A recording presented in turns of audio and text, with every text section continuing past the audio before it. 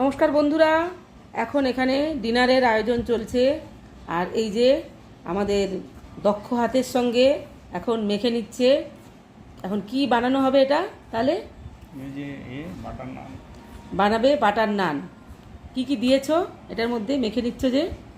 এতে আছে অল্প একটু রিফাইন্ড অয়েল, অল্প সামান্য, আর একটু নুন, আর একটু হচ্ছে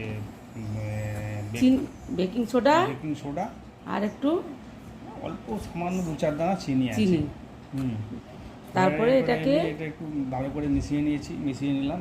এই যে আমাদের মেশানো হয়ে গেছে, এই যে মিশিয়ে নিয়েছে। এবারে এটাকে কি দিয়ে মাখবে? এবারে এটা এই যে পুরো টক দই দিয়েই মাখবো। টক দই দিয়ে এটাকে মেখে নেবে। এই যে টক দইটা দিয়ে দিলাম, এটাকে ভালো করে মেখে নেবে। মেন ইনগ্রেডিয়েন্ট এইটাই, টক দই। মেন এই টক দই বানানো হচ্ছে তাহলে বাটার নান। মেখে নেওয়ার পর এই যে চাপা দিয়ে রেখে দিয়েছিলাম আধ ঘন্টা। তো আধ ঘন্টা পরে এখন এটা খুলে নেব। তো এখন এটাকে বেলে নিচ্ছে। কি শেপে? ওভাল শেপে বেলে নিচ্ছে। দেখুন কত সুন্দর ফুলে উঠেছে। এবারে বাটার মাখিয়ে দেব। এর মধ্যে এই যে বাটার ব্রাশ করে নিচ্ছে। আবার উল্টো দিকে উল্টেও তো বাটার ব্রাশ করবে। চলে এসেছি ডিনার নিয়ে। আর এই যে ডিনারে বানানো হয়েছে বাটার নান আর মাটন কষা। তো বাটার নানটা কে বানিয়েছে আপনারা তো দেখলেন, আমার কর্তামশাই। আর মাটন কষাটা বানিয়েছি আমি।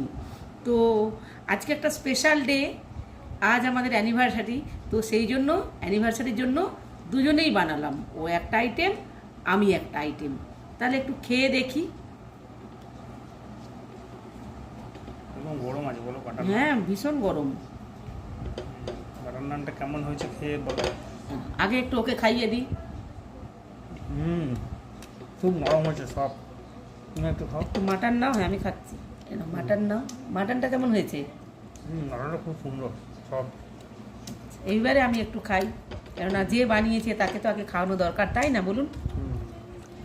কেমন হয়েছে বাটার? দুর্দান্ত। মাটন কষা আর বাটার নানের সাথে আজকের অ্যানিভার্সারি স্পেশাল ডিনার জাস্ট জমে গেল।